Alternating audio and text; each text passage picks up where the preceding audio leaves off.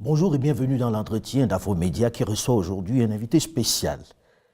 Le capitaine Ibrahim Traoré, président de la transition, chef de l'État du Burkina Faso. Bonjour Monsieur le Président. Bonjour Alain. Merci de nous recevoir. Évidemment, aujourd'hui, 30 janvier 2024, on a envie de poser une question puisque c'est ça l'actualité. 3 États. Monsieur le Président, qu'est-ce qui s'est passé? Pourquoi décider de sortir de la CEDEAO? Merci. Comme vous dites, c'est une question d'actualité. C'est intervenu le dimanche dernier, cette décision de retrait de ces 3 pays regroupés au sein de l'AES. Ce n'est pas de gaieté de cœur que de tourner le dos à une organisation, mais c'est à l'issue d'une analyse profonde. Et je pense que cette organisation est née en 1975, si je ne me trompe. En 1975, en effet. Avec des chefs d'État, pour la plupart militaires d'ailleurs. En tout cas, pour ce qui concerne l'AES, ils étaient tous militaires. Absolument. Je pense que c'était une volonté donc d'intégrer les peuples, de faire de l'épanouissement de l'économie, de la solidarité, de l'entraide, en tout cas des vertus panafricanistes qui ont conduit donc les chefs d'État à créer donc cette organisation. Malheureusement, au fil du temps, l'organisation a perdu ces valeurs-là. Et aujourd'hui, le constat est clair. Je pense que depuis plus d'une décennie, les républiques sœurs du Mali, du Niger, sont en guerre contre le terrorisme. Et au Burkina, bientôt près d'une décennie, on est en guerre. Cette organisation qui était censée donc créer l'entraide, la solidarité, nous n'avons jamais reçu d'aide venant de cette organisation. Aucun soldat, aucune logistique, aucune compassion. Mais, Monsieur le Président, on a envie de dire, on comprend que ces derniers temps, les relations ont été particulièrement difficiles, qu'avec ce qui s'est passé, les coups d'État qu'il y a eu dans ces différents États que vous venez de citer, le Mali, le Niger et le Burkina, vous ayez envie de partir. Et les gens se disent, est-ce que ce n'est pas en réaction au fait qu'ils n'acceptent pas que vous ayez perpétré des coups d'État, que vous partez et que vous vous dites, bon, mais puisqu'ils n'acceptent pas, on s'en va? Les coups d'État, on ne les fait pas parce qu'on le veut. C'est cette manière de voir les choses qu'il faut changer. Vous êtes d'accord avec moi que d'abord ces États en crise, pour faire un coup d'État et assumer ses responsabilités, c'est très lourd. Mais si on le fait, c'est parce que nous avons une envie d'amener nos peuples donc vers une certaine souveraineté, parce que nous connaissons l'origine de cette crise. Et je pense qu'on devrait être accompagné. Les gens sont fiers de citer, il y a tant de millions de déplacés dans ces contrées-là. Mais qu'est-ce que vous faites pour les aider? Rien. Est-ce que vous avez le sentiment que c'est les militaires qui sont plus susceptibles de régler ces problèmes-là que les politiques, les civils? C'est votre sentiment? Tout le monde pourrait le faire. Mais comment l'expliquer que ce soit les militaires qui prennent la main et qui disent on ne veut plus de civils? Non, les militaires n'ont pas dit qu'on ne veut plus de civils. C'est par devoir de patriotisme. Lorsque la nation est en péril, à un moment donné, il faille prendre des décisions importantes. S'il se trouve que ce sont les militaires qui ont eu le courage de prendre ces décisions, eh bien, c'est ce qui est là. De toute façon, civils ou militaires, nous sommes tous les enfants de ce pays. Et quiconque est animé donc de ce sentiment de pouvoir libérer son pays, il pouvait le faire. Donc ce n'est pas une question de militaires. Ailleurs, des militaires ont réussi. Ici aussi, des militaires peuvent bien réussir. Alors, Monsieur le Président, que répondez-vous donc aux responsables de la CEDEAO qui disent ils s'en vont parce que nous, on a dit qu'on ne veut pas de putschistes parmi nous? Il y a beaucoup de putschistes parmi eux. Donc ce n'est pas une question de putschistes, c'est juste un masque. Quand vous dites des putschistes civils? Il y a des putschistes militaires au sein de la CEDEAO qui aujourd'hui se réclament démocrates. Des civils, il y en a. Il y a pire que des putschistes. Il y en a qui tuent, qui bâillonnent leur peuple. Sous le silence, la CEDEAO ferme les yeux, les oreilles. Il y a plein de putschistes au sein de la CEDEAO.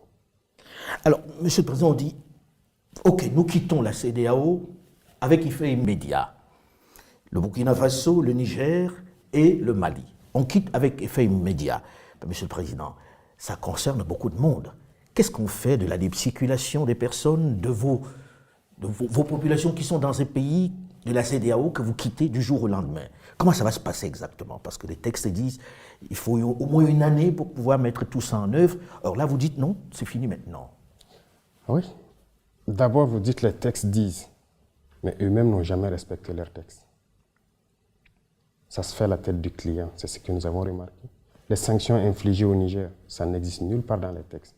Donc les premiers qui violent ces textes-là sont ces soi-disant démocrates. Nous quittons, mais nous restons panafricains. N'importe qui en Afrique, un Africain qui veut venir au Burkina, il est le bienvenu chez lui. A priori, mais dans le sens contraire, ça va être compliqué. Quelqu'un qui est au sein de l'AES, on va en parler de l'AES dans un instant, quelqu'un qui est au sein de l'AES, on peut lui dire il ne peut plus aller au Burkina, il ne peut plus aller en Côte d'Ivoire, il ne peut plus aller au Ghana. Ça devient un peu plus compliqué pour ceux qui font leurs affaires là-bas. nous verrons et nous saurons quelles mesures prendre en temps opportun. C'est bien réfléchi, Monsieur le Président, ce départ de la CEDEAO? Bien sûr, très bien réfléchi.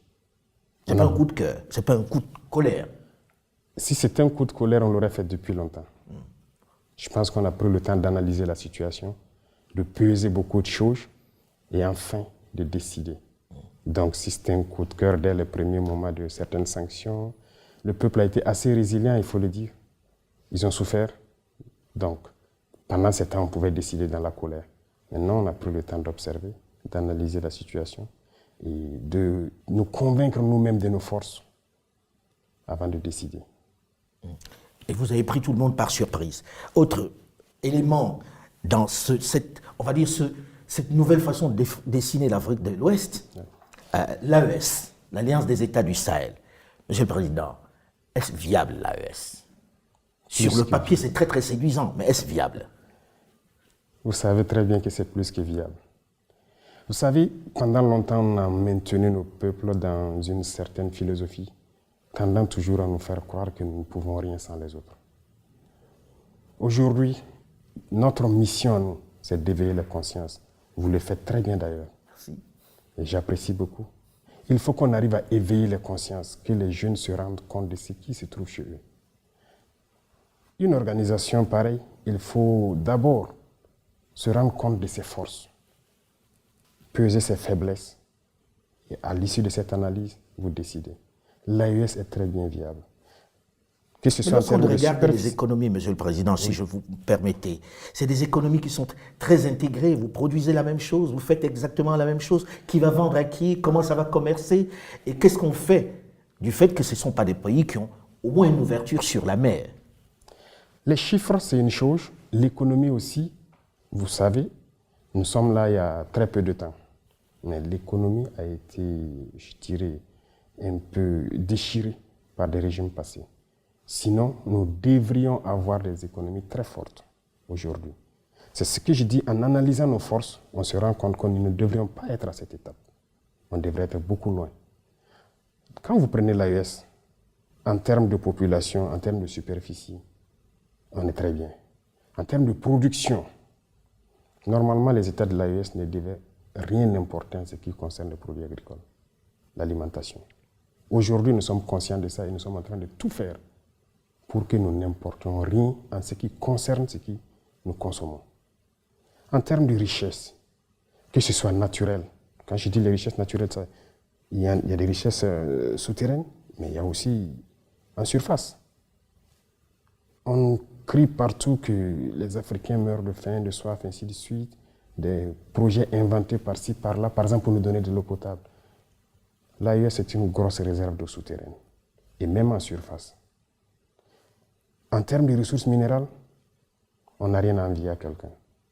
Et dans la nature, quand vous prenez des produits comme, j'aime le dire, le karité, c'est une richesse naturelle. Nous ne l'avons pas planté. C'est Dieu qui l'a donné. Mais c'est très riche. Les gens le prennent, ils le transforment. Donc nous sommes conscients de nos potentialités. L'AES n'a rien à envier à quelqu'un. Pour vous, l'AES peut se suffire, être un ensemble intégré qui fonctionne normalement? Parfaitement. Monsieur le Président, lorsque l'on regarde la démarche qui vient d'être entreprise par ces trois États, très concrètement, on écoute un peu partout le fait qu'il y a besoin qu'ils soient en train de travailler avec d'autres sur un sujet qui est le sujet le plus important aujourd'hui, la sécurité. J'ai envie de demander, Monsieur le Président, aujourd'hui, vous êtes là depuis un certain temps déjà, ça fait plus d'1 an, quel est votre bilan dans le domaine de la sécurité? Avant qu'on ne parle de ces trois États en matière de sécurité, dans votre cas, au Burkina Faso, une bonne partie du territoire est encore entre les mains des terroristes. Qu'est-ce que vous avez pu faire depuis que vous êtes là, dans ce domaine-là? Très bien. C'est la priorité en fait pour nous. Comme vous avez dit, ces terroristes, c'est tuer, brûler, déplacer les populations, s'accaparer des terres. Mais je peux vous dire à l'instant T, comme je le disais dernièrement, il n'y a pas cette portion du territoire où nous voulons partir et que nous ne pouvons pas partir. Aujourd'hui, vous allez sur tout le territoire? Partout. Des territoires qui étaient sous contrôle, si on peut le dire, depuis 3 à 4 ans. Nous mettons pied. Mais pourtant, on parle de plus d'attaques qu'autrefois lorsqu'il y avait des armées étrangères sur le territoire. Ah oui, vous êtes sûr? Plus d'attaques, c'est relatif. Aujourd'hui, nous sommes à l'offensive pour la plupart des zones. Nous ne sommes plus dans une posture de défense. Nous partons vers l'ennemi, nous cherchons l'ennemi. Lorsque nous avons décidé de prendre notre destin en main, comme on aime le dire, c'est une décision assez importante et très courageuse. Et lorsque vous décidez comme ça, toutes les cellules dormantes se réveillent d'un coup. Et c'est à ce moment que vous vous rendez compte de l'ampleur de la situation du terrorisme. On s'est bien rendu compte. Mais pour faire la guerre, il y a d'abord le patriotisme. Il y a la logistique. Et il y a maintenant l'intelligence des situations. Le patriotisme s'est réveillé dans tous les Burkinabés. Que ce soit les combattants, que ce soit les populations civiles, vous les voyez bien contribuer. Ça n'aurait pas été possible il y a quelques années de cela. Pourquoi? Il faut savoir réveiller le patriotisme en chaque peuple. Les mettre en confiance, savoir que leur patrie, c'est la seule chose qui les reste. Ça, on a réussi à le faire. Voilà pourquoi lorsqu'on les demande de contribuer, ils le font. On a demandé aux gens de s'enrôler pour combattre partout où ils sont. Même aujourd'hui, si nous décidons que nous voulons 1 million de Burkinabés pour combattre, nous les aurons. Les volontaires pour la défense de la patrie. Défense de la patrie? Oui. Les gens sont prêts, ils sont engagés. C'est pas dangereux pour eux? Non, c'est leur patrie. C'est leur patrie. Partout dans le monde, les gens se sont battus pour leur patrie. Et Monsieur le Président, lorsque l'on dit ça, on a envie de se poser la question de savoir, ce terrorisme dure depuis un moment déjà dans nos territoires, avec des armées qui sont venues et des sommes extraordinaires dépensées, de l'arsenal militaire de qualité jusque-là. Comment expliquer que d'un coup, vous décidiez que tous les trois, vous allez combattre ça sans les autres? Est-ce que c'est réaliste? Qu'est-ce qui fait que ce soit plus possible aujourd'hui qu'avec ces armées qui étaient là? C'est plus que réaliste. Il y a eu plusieurs situations. Nous avons eu la chance de faire le terrain. Beaucoup d'autres officiers que vous pourrez croiser ont eu la chance de faire le terrain et ont manœuvré avec ces armées étrangères. Sur votre propre territoire, on vous fait des restrictions. Ils font ce qu'ils veulent. Ce qui est encore plus surprenant, imaginez, vous avez dit, avec toute la technologie qu'ils avaient, ils ont actuellement peut-être des satellites qui observent tout, ils avaient des drones, des hélicoptères, tout type d'appareils. Mais on ne voyait jamais les terroristes. Aujourd'hui, nous avons décidé de faire la guerre. Mais vous vous rendez compte? On les retrouve tous les jours et on les fouette. Donc, il y a un problème. Pour vous, il n'y avait pas une réelle volonté de les combattre alors? Aucune volonté de les combattre. S'ils le voulaient, ils pouvaient le faire. Les terroristes n'auraient jamais atteint ces niveaux. Alors aujourd'hui, on dit s'ils font des résultats, s'ils font quelques résultats, c'est parce qu'ils ont avec eux les Russes. Il y a eu Wagner, dont on a parlé. Aujourd'hui, on a même les Russes qui vont ouvrir leur première base militaire avec Africa Corps. Monsieur le Président, est-ce que les Russes vous aident? Et est-ce que leur aide est meilleure que celle des armées étrangères qui étaient jusque-là présentes? Vous savez, pour ce qui concerne le Burkina, par exemple, nous avons toujours été en relation avec la Russie. Et je vous dis, l'équipement que les Burkinabés avaient, à 80%, c'était des équipements russes. Ah bon? Bien sûr. Mais pourtant, vous aviez une relation plus forte militairement avec les Français. Comment expliquer cela? Oui, parce que ces équipements datent des années peut-être de la Révolution. Bien sûr. Nous avons des équipements qui datent des années de la Révolution, qui combattent toujours, des équipements russes et coréens, nord-coréens, qui combattent toujours dans notre armée. Ils sont plus efficaces? L'armée a été délaissée, n'oubliez pas ça. Depuis les années 90, avec le soi-disant programme d'ajustement structurel, tout a été dénaturé. Il y a des militaires qui montaient la garde avec des bâtons. On a désarmé l'armée, nos armées. Ça a été bien préparé. Plus d'équipement, plus rien d'entraînement, rien. Les gens portaient juste la tenue. Et le terrorisme s'invite à la danse, quelques années plus tard. Et ça chante sur tous les médias, ils sont incapables de lutter, on viendra les aider. Et le terrorisme ne fait que gagner du terrain. Aujourd'hui, avec la Russie, la relation est d'abord stratégique. Ça, je pense que vous le comprenez beaucoup mieux que nous. Et avec la Russie, il n'y a pas cet équipement que nous souhaitons payer avec eux, qu'ils ne vendent pas. Les autres nous font des restrictions. Ils vous disent que vous ne pouvez pas acheter ce type d'armes. Bien sûr. Or, les Russes vous vendent tout ce que vous voulez. Tout ce qu'on veut. Jusqu'à l'instant T où je vous parle, on nous bloque des licences de certains avions. Il y a des armes, types d'armes qu'ils ne vont jamais nous vendre. Et comment on vous l'explique, ces restrictions? Ça vous, je pose la question, où est l'amitié? Qu'est-ce qu'ils veulent? Il y a beaucoup de pays, les Russes, les Chinois, les Turcs, les Coréens, ainsi de suite. Il n'y a aucune restriction. Avec l'Iran, tout ce qu'on veut, ils vont nous faire le point. Si on peut payer, on paye. Mais avec ces États qui étaient là, soi-disant nos amis, il y a des restrictions. Il y en a même qui sont arrivés à nous dire qu'ils ne peuvent rien nous vendre qui est létal. Ah oui? Oui. Donc vous faites la guerre, vous ne pouvez pas tuer celui qui est en oui, face les de vous. terroristes, lui, nous tuent. Mais nous, on a peut-être le devoir de ramasser des cailloux, peut-être même le caillou est létal. Tout ce qui est létal, qu'ils ne nous vendent pas. Voilà leur principe. Alors aujourd'hui, avec la Russie, qu'est-ce qu'ils prennent en retour? On sait bien qu'il n'existe pas d'amitié entre les États. C'est toujours des intérêts. Chacun vient pour ses intérêts. Alors aujourd'hui, il y a la peur d'un certain nombre de personnes de voir qu'on a changé un maître pour un autre. Or, je vous connais un tout petit peu pour savoir que vous n'êtes pas dans le remplacement d'un maître par un autre. Que vous donnez-vous aux Russes très concrètement pour qu'ils soient là? Est-ce qu'ils prennent des minerais? Comment vous les payez? Est-ce que vous êtes en train de vendre une portion du territoire? C'est quoi le deal? Si c'était ça le deal, de quitter vraiment un maître pour un autre, on préfère mourir. Parce que quand on dit la patrie ou la mort, ça a tout son sens. Non, ce n'est que du média mensonge encore. Et malheureusement, on avait même vu des chefs d'État qui sont tombés dedans, qui sont allés raconter du mensonge, soi-disant qu'on a donné des mines à des Russes, à notre partie sud. Archi faux. Il n'y a rien de donné aux Russes. Archi faux. Même pas une mine. Pourquoi donner? Si les Russes veulent une mine, on a le code minier.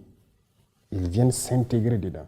On leur donne le permis, ils payent les impôts et ils font tout ce qu'ils doivent faire comme les autres. Mais avec quoi vous payez alors les Russes? Ils ne viennent pas pour vos beaux yeux. Ah oui, avec quoi on les paye? D'abord, les Russes sont arrivés quand au Burkina, c'est la dernière fois que des instructeurs sont venus parce qu'ils doivent venir instruire les militaires sur des équipements. Et c'est avec tous les pays d'ailleurs. Ce n'est pas les Russes seulement.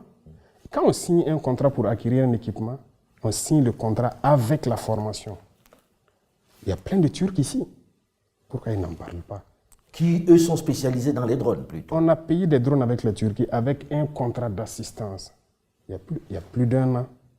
Tout le temps que nous sommes là, il y a des Turcs qui sont là. Pourquoi on n'en parle pas? Ils sont là, ils nous appuient. Ils ont formé nos équipages en Turquie. Ils viennent ici, ils les assistent.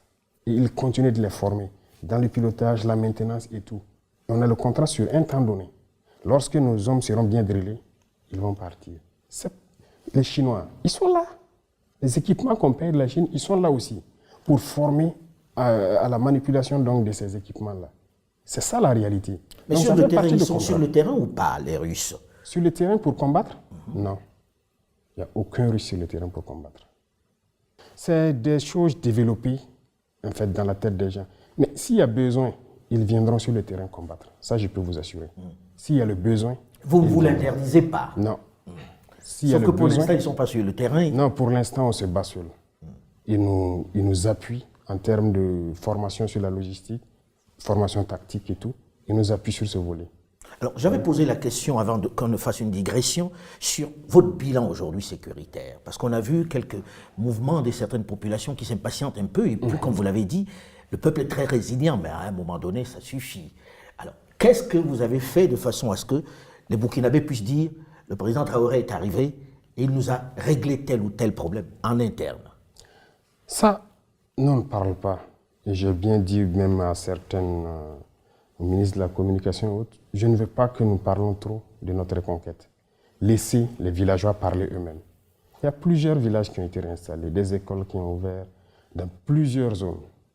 Mais souvent, le fait de dire qu'il n'y a pas d'avancée, ça amène les villageois eux-mêmes à faire des vidéos pour dire aux gens, c'est faux, vous mentez. Nous, en tout cas, on a quitté il y a tant d'années, mais on vient d'arriver, on est en sécurité. C'est dernièrement qu'il y a eu quelques reportages pour vraiment confirmer que les gens auraient Il y a des déplacés qui sont rentrés chez eux. Qui même vendent aujourd'hui leurs activités de produits maraîchers sur le marché. Ça veut dire qu'ils sont rentrés il y a plusieurs mois, ils ont eu le temps de cultiver, ils ont fait des écoles ont ouvert. Parce que vous êtes passé à l'offensive ou parce que les VDP? L'offensive, c'est avec les VDP, bien sûr. Vous savez, je parlais tout de suite de patriotisme et de logistique. C'est le deuxième volet qui nous faisait défaillance. Mais écoutez, quand vous prenez par exemple l'attaque de Djibo en novembre dernier. Absolument. Dès qu'il y a eu l'attaque, il y a eu la riposte des éléments à Djibo et les vecteurs aériens. Dès le lendemain, des bataillons d'intervention rapide ont fait mouvement vers Djibo, avec le ravitaillement, et on continue et on marchait sur la base de Baraboulé, la base terroriste de Baraboulé, où on n'a jamais été depuis 2019. C'est à partir d'où ils préparent toutes les attaques, qui sont à Baraboulé, Bourou, jusqu'à la frontière à Pétékoli, ils ont marché sur les bases terroristes. S'il n'y avait pas de logistique, c'est impossible. On allait s'asseoir, planifier l'opération.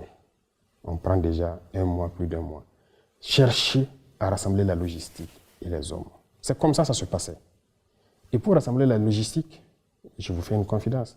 Il est arrivé des moments, lors de certaines opérations ici, qu'on aille emprunter des armes avec des pays voisins, venir faire l'opération, nettoyer et aller remettre. Mais aujourd'hui, tout ça, ça fait qu'on a une très mauvaise image de nous. Aujourd'hui, dès qu'il y a une attaque, on a dit aux bataillons d'intervention rapide, vous bougez. Parce qu'ils sont entièrement équipés, prêts au combat. On n'a pas un petit délai à perdre. Et immédiatement, ils décollent et ils foncent au combat. C'est comme ça que ça se passe maintenant. Et on a plusieurs bataillons qui sont équipés, qui sont positionnés un peu partout dans le pays.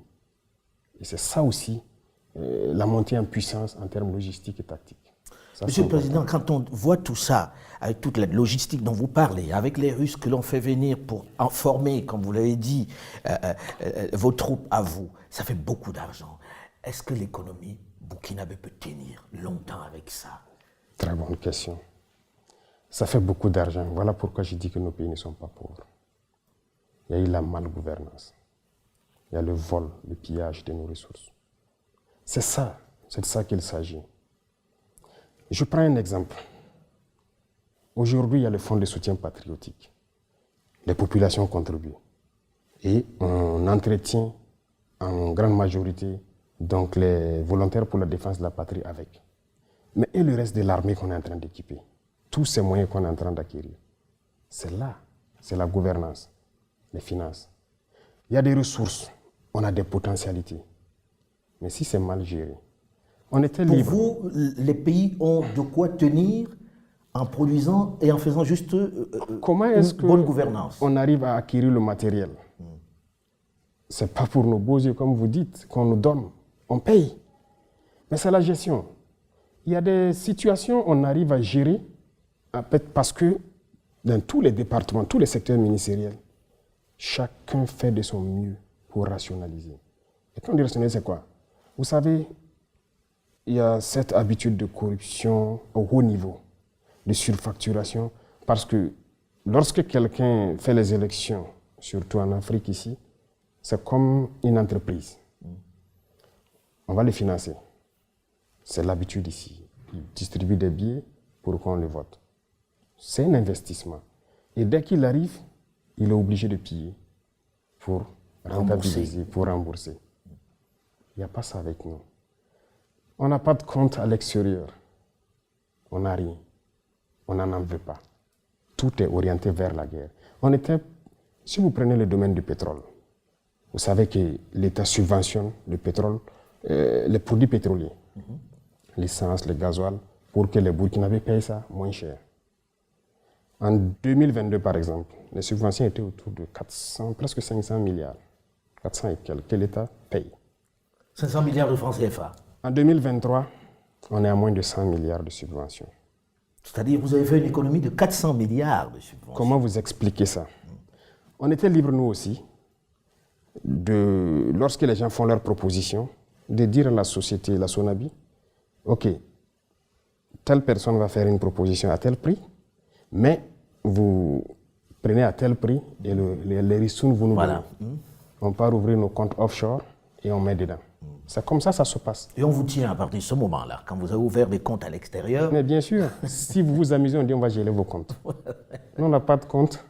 Donc, tout est orienté vers la guerre. Ces économies, c'est payer l'équipement.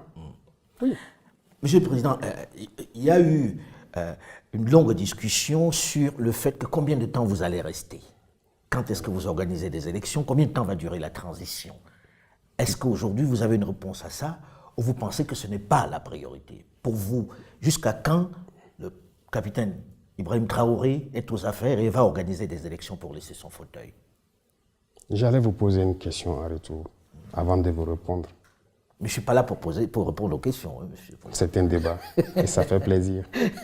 Si aujourd'hui, dans 6 mois, on décidait d'abandonner le peuple, vous, en tant qu'homme très objectif et conscient de notre situation, qu'est-ce que vous allez dire? Quel serait votre commentaire?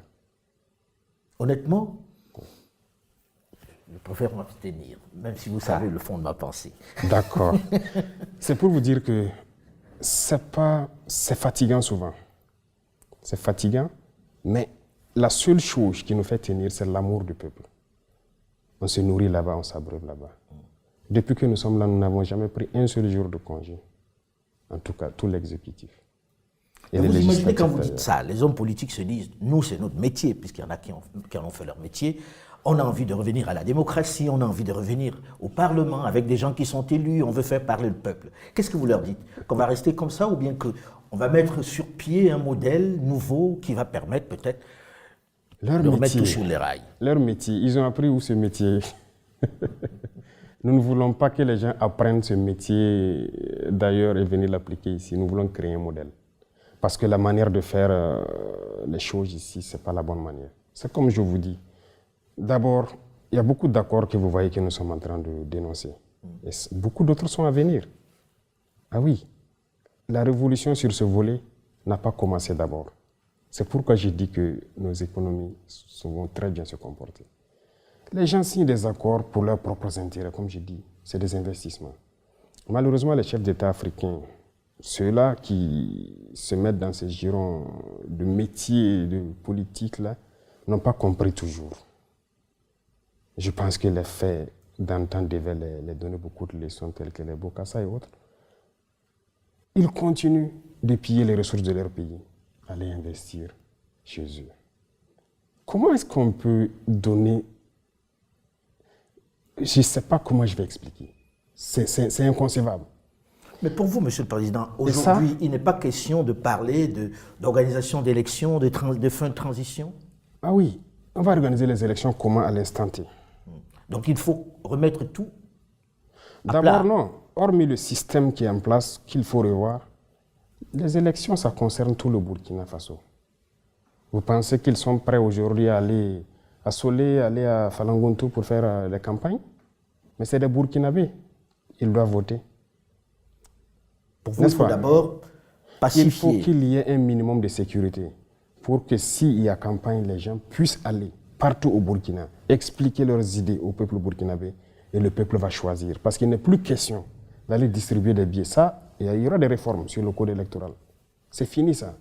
Si on vous prend dans ça, vous serez disqualifié. Bon, je ne vais pas dévancer l'Ouganda dans l'eau, mais c'est pour vous dire qu'il y a des réformes à venir. Cette manière de faire, d'aller acheter les consciences, c'est fini. Notre mission, c'est d'éveiller les consciences et que les gens n'acceptent plus jamais ça. Si vous pensez pouvoir gouverner le pays, vous expliquez votre programme politique. Qu'est-ce que vous allez faire? Et peut-être qu'au bout d'un temps, le peuple va vous évaluer si vous devez continuer votre mandat ou pas. Bref, on ne dira pas tout, mais il y aura des réformes sur le plan électoral. Et pour que les gens puissent faire les élections, tous les Burkinabés doivent voter. Monsieur le Président, je reviens à l'AES, qui est quelque chose d'important pour vous, puisque vous en faites le cheval de bataille dans cette guerre. Quelles sont les relations avec les autres chefs d'État du Niger et du Mali? Et est-ce qu'on peut envisager un élargissement de cette AES, même aux États qui ne sont pas dans le Sahel? La possibilité d'élargir, je commence par là, c'est possible. Dans la charte, ça existe.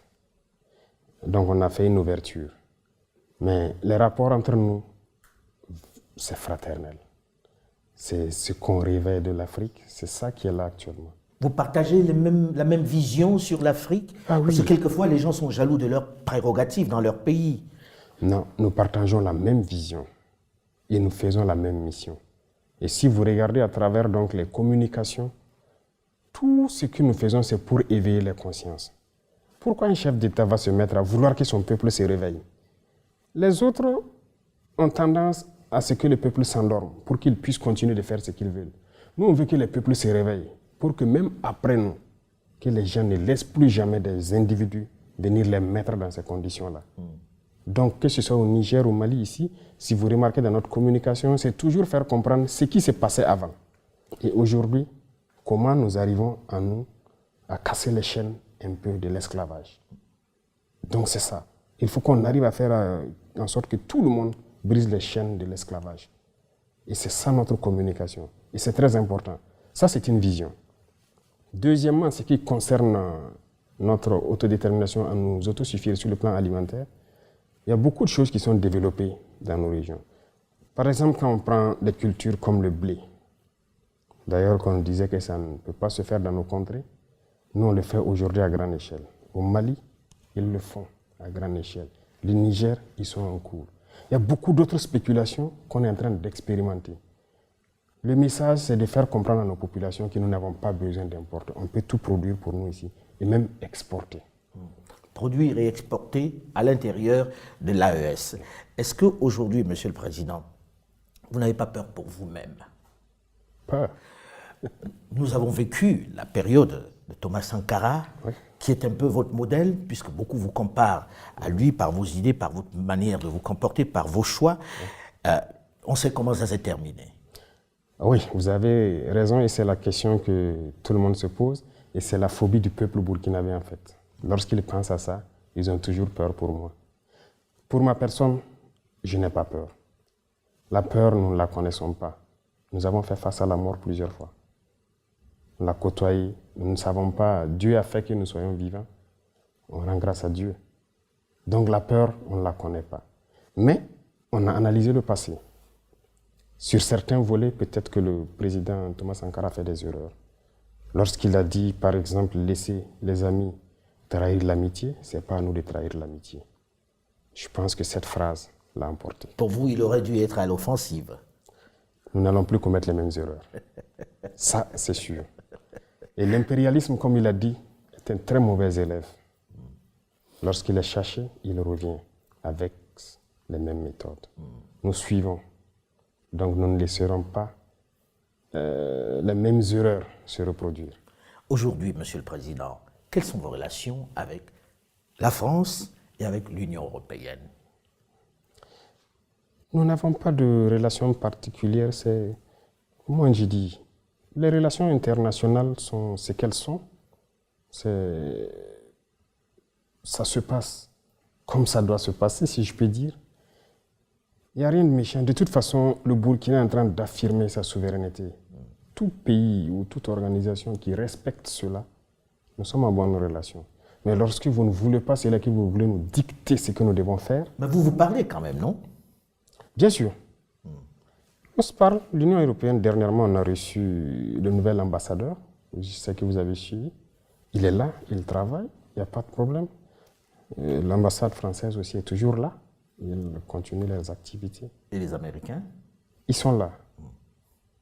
Donc il n'y a pas de souci de ce côté, la coopération continue, mais tant qu'on va respecter notre ligne idéologique, tant qu'on va respecter notre souveraineté, tant qu'on va respecter le fait qu'on veuille briser nos chaînes et être indépendant. Alors ça me donne l'occasion de terminer là-dessus. On sait que la CEDEAO n'est pas d'accord sur la sortie.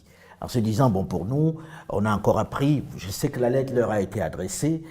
Est-ce que vous acceptez encore la négociation? Est-ce que c'est envisageable que demain, vous vous dites, bon, ok, on a compris, on revient, si vous revenez à des meilleurs sentiments?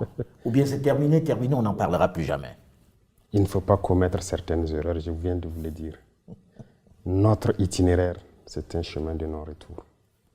Tout ce que nous faisons, lorsqu'on va décider c'est-à-dire les chaînes que nous sommes en train de briser, c'est pour toujours. Donc plus jamais de CEDEAO? Non, c'est fini. Si on entre là-dedans, et c'est ma dernière question, si on entre là-dedans, ça veut dire aussi que dans quelque temps, vous allez vous attaquer à la monnaie, qui est le CFA. Probablement. Laissez venir les choses. C'est presque inéluctable, non, Monsieur le Président? Vous savez, dans tout ce que nous faisons, ça vous a surpris, n'est-ce pas? Des choses vont peut-être vous surprendre encore. Il n'y a pas que la monnaie. Tout ce qui est lien, qui nous maintient dans l'esclavage, nous allons briser ces liens. Merci beaucoup, Monsieur le Président. Je vous en d'avoir prie. reçu. Je vous en prie. Cet Merci. entretien est à présent terminé. Restez sur Afromédia.